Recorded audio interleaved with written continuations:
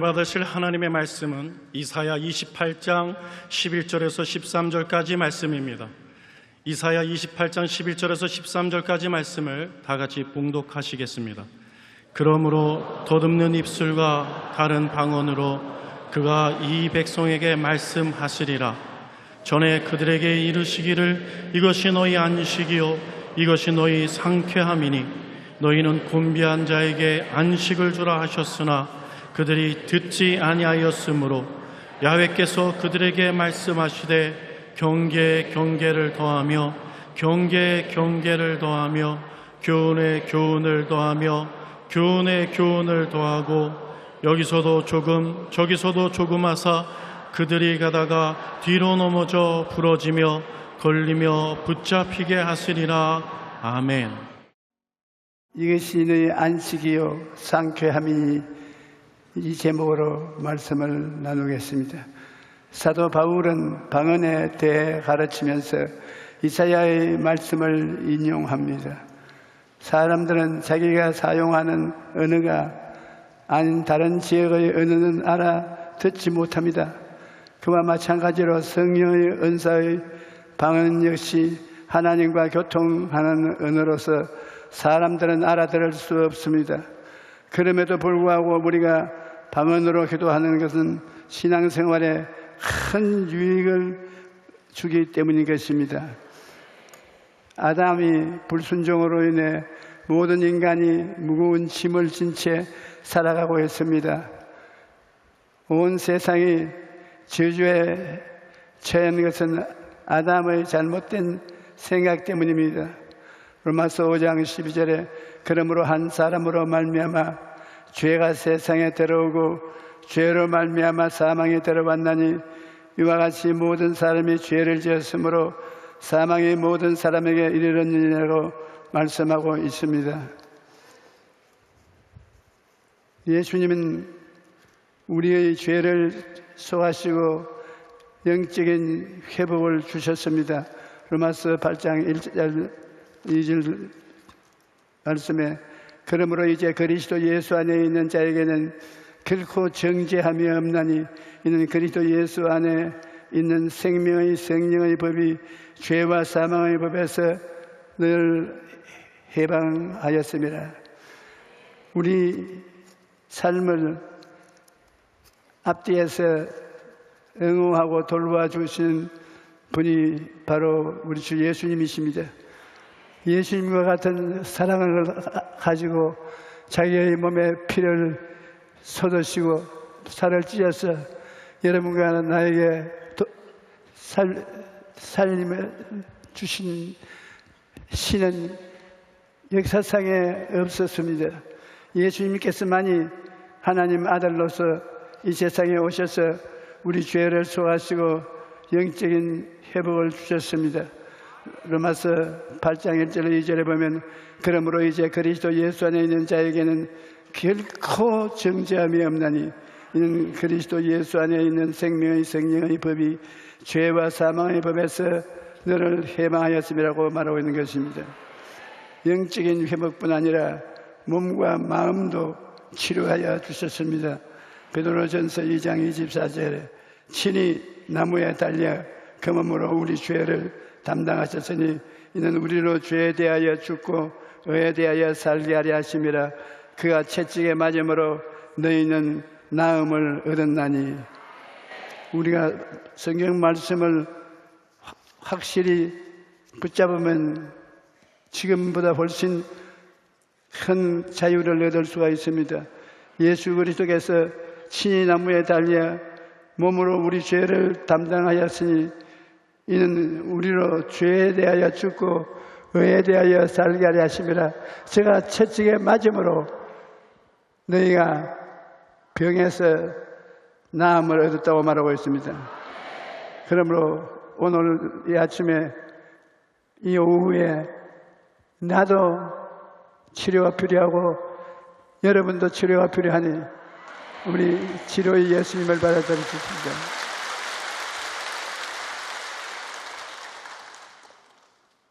우리는 기도를 통해 주님의 도우심을 받을 수가 있는데 기도에는 일상의 언어로 드리는 기도가 있는가 하면 방언으로 드리는 기도가 있습니다. 고린도전서 14장 39절에 그런즉 내 형제들아 예언하기를 사모하며 방언 말하기를 금하지 말라고 말하고 있습니다. 예수님께서는 성천하시기 전에 성도들에게 방언을 하게 될 것을 약속했습니다.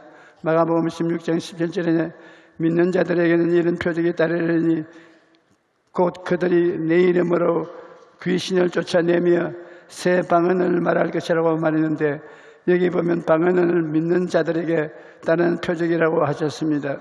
그러므로 예수님을 믿는 자는 누구든지 방언을 말할 수가 있다는 것입니다. 예수를 믿고 성령을 받으면 누구든지 방언을 말할 수가 있습니다. 예수님이 약속은 오순절날에 성령 강림으로 성취되었습니다.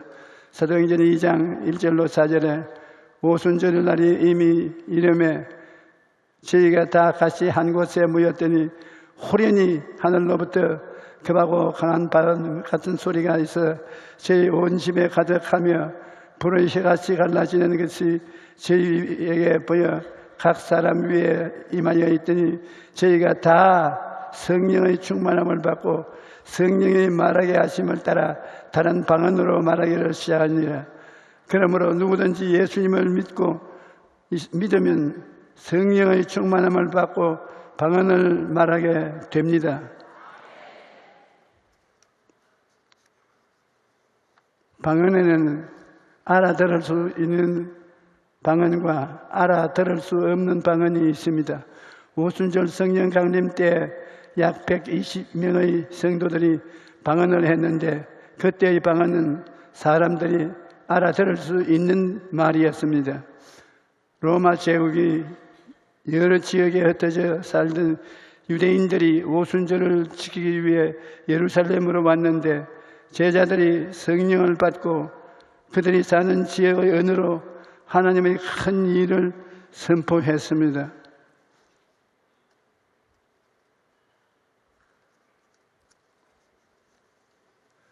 사도행전 2장 5절로 8절에 그때 경건한 유대인들이 천하 각국으로부터 와서 예루살렘에 머물러 있더니 이 소리가 나매 큰 무리가 모여 각자 자기의 방언으로 제자들이 말하는 것을 듣고 소동하여 다 놀라 신기하게 여겨 이르되 보라 이 말하는 자들이 다 갈릴리 사람이 아니냐 우리는 각 사람의 난곳 방언으로 듣게 되는 것이 웬일이냐.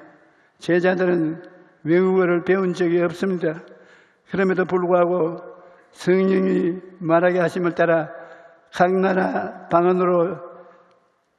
방언을 하게 되므로 그 나라에서 온 사람들이 아주 기절할 정도로 놀랐습니다.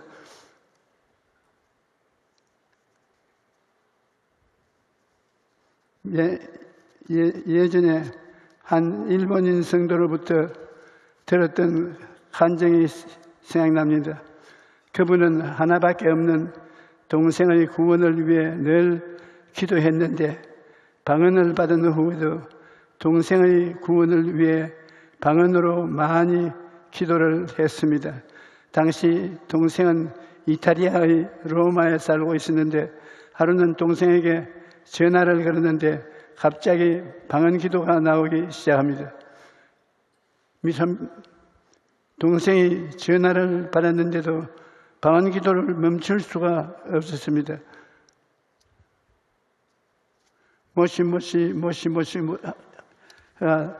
달군 모시도 아니고 사람 모습을 보는데 자꾸 방언이 나옵니다. 얼마 후 방언이 멈추고 나자 성도님이 동생에게 방금 있었던 상황을 설명해 주었습니다. 그런데 동생이 말하기를 누나가 지금 이태리어로 나에게 예수님을 믿으라고 했다. 누나는 이태리어를 전혀 모르는데 이게 어찌된 일이냐 놀라야 했습니다.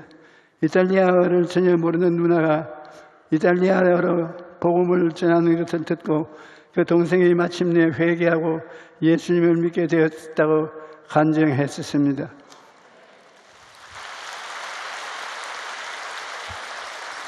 또 사람들이 알아듣지 못하는 방언도 있습니다.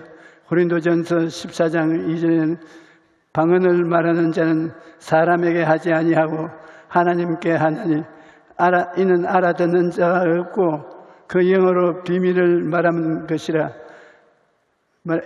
이런 방언은 하나님만이 그 의미를 알 수가 있습니다. 그러므로 우리는 방언 기도를 통해 하나님과 비밀이 대화할 수 있는 특권을 가지고 있는 것입니다. 방언으로 우리가 속사정을 하나님께 아뢰할 수 있다는 것은 엄청난 특권입니다. 오늘날 많은 사람들이 자기의 속마음을 털어놓지 못한 채 살아가는데 믿을 사람이 없어서 혹은 다들 사는 게 바빠서 대화를 나눌 이유가 없기 때문이라고 합니다. 설사 마음을 털어놓아도 상대방이 내 마음을 이해하고 못하면 더 외롭고 더 사람이 도움을 줄 수 있는 경우도 있습니다. 하지만 우리는 우리의 사정과 마음속에 있는 고민을 하나님께 다 얘기할 수 있습니다. 그러니 얼마나 감사한 일이겠습니까? 시편 62편 8절은 백성들아 시시로 그를 의지하고 그의 앞에 마음을 토하라. 하나님은 우리의 피난처시라고 말하고 있습니다. 뿐만 아니라 우리의 기도를 들으시는 하나님은 전능하신 분이시기 때문에 우리의 문제를 넉넉히 해결할 수 있는 분이신 것입니다. 그 하나님에 우리가 나가서 기도할 수 있으니 얼마나 좋습니까? 신앙생활에 있어서 방언으로 기도하면 많은 유익을 누릴 수가 있습니다. 고린도전서 14장 16절에 내가 너희 모든 사람보다 방언을 더 말함으로 하나님께 감사하노라. 사도 바울 선생은 성도 누구보다도 더 많이 방언으로 기도해서 하나님께 감사하다고 했습니다. 서대문에서 제가 목회할 때 우리 교회 권사님 한 분이 종로에 살았는데 남편은 형사였어요. 그 남편은 교회를 안 나오고 권사님만 믿음이 있었습니다. 그런데 어느 날 권사님이 구역 예배에 가는 도중 마음이 위기감이 느껴지며 기도를 하게 되었다는 생각이 간절히 났습니다. 그래도 어제 조용한 데가 없어서 전등주 곁에 가서 쪼그리고 앉아서 막 기도를 하는데 아는 기도로 해서 무슨 뜻이 있습니까? 방언으로 막 기도를 했습니다. 사람들이 미친 사람인 줄 알고 돌아볼 때까지 방언으로 기도를 했는데 낮에는 마음이 평안하고 가벼워져서 구역 예배에 가서 예배를 다 드리고 그 다음 집에 들어오니까 온 마당에서부터 시작해서 집에 물건이 흩어져 있어요. 강도가 들어와서 물건을 막 던져 주었는데 큰 보따리 하나는 금부치하고 월급 탄 것하고 다 넣었는데 그건 고스란히 두고 아무것도 아닌 것만 가져갔습니다.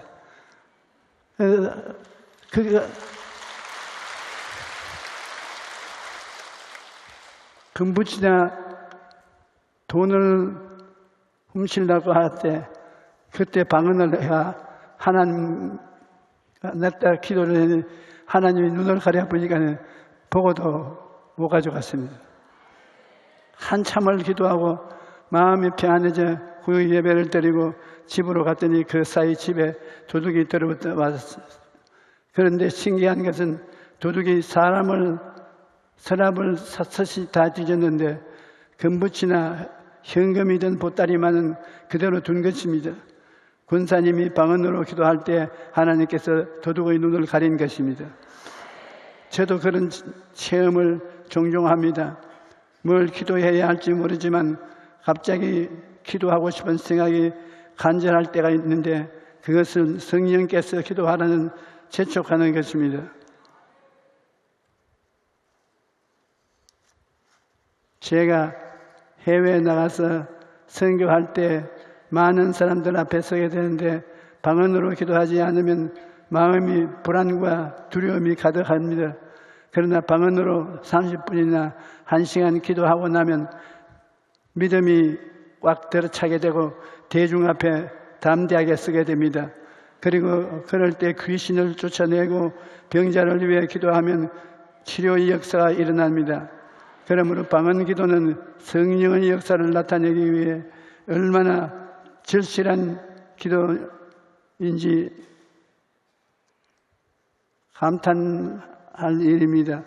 우리는 기도를 통해 하나님과 더욱 깊은 교제를 나눌 수 있는데 방언으로 기도하면 더 오랫도록 기도할 수 있습니다. 사도 바울은 그러면 어떻게 할꼬? 내가 영어로 기도하고 또 마음으로 기도하며 내가 영어로 찬미하고 또 마음으로 찬미하리라 라고 말했습니다. 자신이 아는 말로 기도하다가 방언으로 기도하고 이렇게 기도하면 몇 시간도 기도하고 밤새 기도할 수 있습니다. 아는 말로 기도하다가 피곤하면 방언으로 기도하고 방언 기도하다가 피곤하면 아는 말로 기도하고 아는 말로 방언으로 스위치해 가면서 기도하면 몇 시간이고 기도할 수 있는 것입니다. 성령께서 하나님의 뜻대로 우리를 위하여 친히 간구해 주십니다. 로마서 8장에 보면 26절 27절에 이와 같이 성령도 우리 연약함을 도우시나니 우리는 마땅히 기도할 바를 알지 못하나 오직 성령이 말할 수 없는 탄식으로 우리를 위하여 친히 간구하시느니라. 마음으로 살피시는 이가 성령의 생각을 아시나니 이는 성령이 하나님의 뜻대로 성도를 위하여 간구하심이라고 말씀하고 있습니다. 성령께서 우리 위해서 친히 기도해 주시는 그런 특권이 있습니다. 인생을 살다 보면 혼자라는 생각이 들 때가 있습니다. 그럴 때 항상 나와 함께 하시고 나를 위해 기도해 주시는 분이 있다는 것을 기억해야 합니다. 나의 모든 것을 아시는 성령께서 나와 함께 하시고 나를 위해 기도하여 주시는 것입니다. 예수님께서는 내가 아버지께 구하겠으나 그가 또 다른 보혜사를 너에게 주사 영원토록 너희와 함께 있게 하시리라 말씀하시고 약속해 주셨습니다. 그러므로 여러분이 어떤 상황에 또 혼자 외로운 삶을 살지 않습니다. 내가 기도할 수 없는 상황에서 성령께서 나를 위해 기도하시고 하나님의 뜻을 따라 인도하고 계시다는 것을 우리는 알아야 합니다. 우리는 기도해야 한다는 걸 알면서도 기도하지 못할 때가 많습니다. 너무 바빠서 기도를 못하고요. 너무 피곤해서 기도 못하고 너무 고난을 당해서 낙심해서 기도하지 못할 때가 있습니다. 사람이 어지간한 고난을 당할 때는 기도할 수 있습니다. 하나님 도와주옵소서 이렇게 단식하고 기도하지만 너무 큰 고난을 당하면 기도조차 나오지 않고 다리를 뻗고 하늘을 쳐다보고 있을 수밖에 없습니다. 그러므로 여러분은 이런 상황에서 혼자가 아닙니다.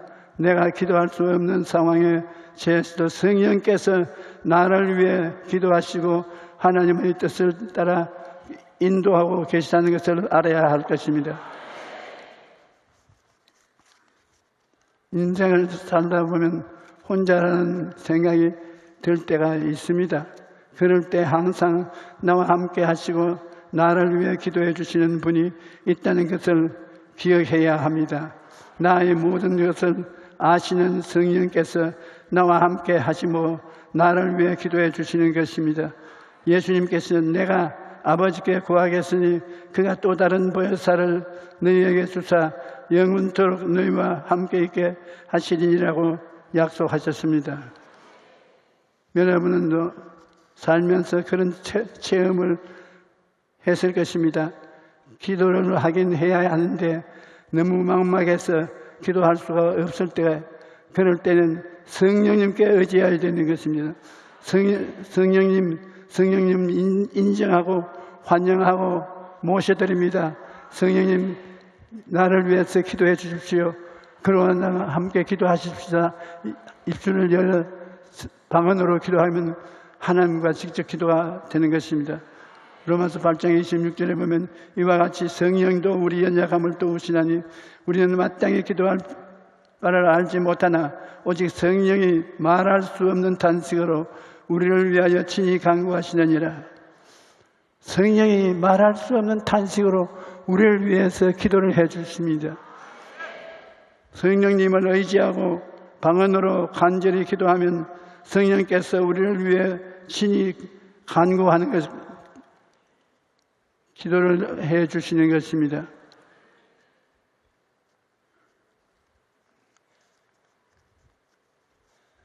방언으로 기도하면 악한 마귀 괴계를 물리칠 수가 있습니다. 야고보서 4장 7절에 보면 그런즉 너는 하나님께 복종할지니라 마귀를 대적하라 그리하면 너희를 피하리라. 우리가 아는 말로서 기도하고 방언으로 기도할 때 성령께서 다 역사하는 것입니다.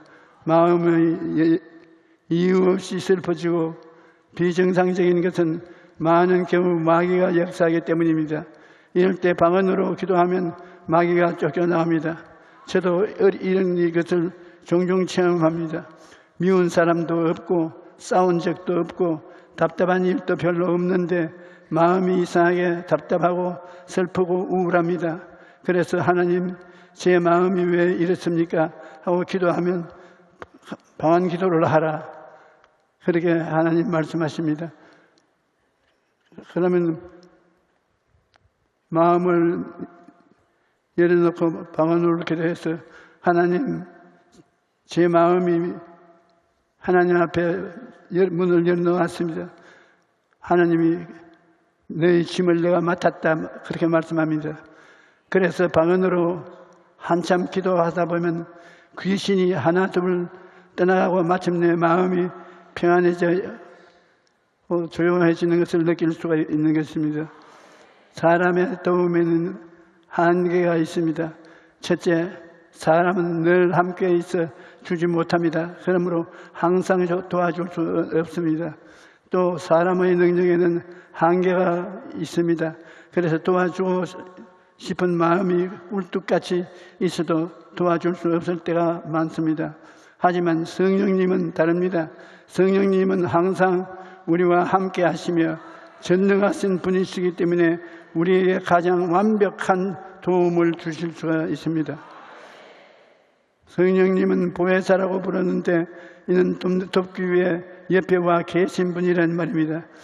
보혜사라는 말은 하나님께 보내심을 받아 도움을 위해서 항상 같이 계신 분이라는 것입니다. 여러분, 보혜사라는 말을 참 중요하니 한번 따라 말씀하십시오. 보혜사는 하나님께로부터 보내심을 받아 항상 나와 같이 계신 자. 이 보혜사가 오늘 이 자리에 함께 계십니다. 박수로 환영하십니다.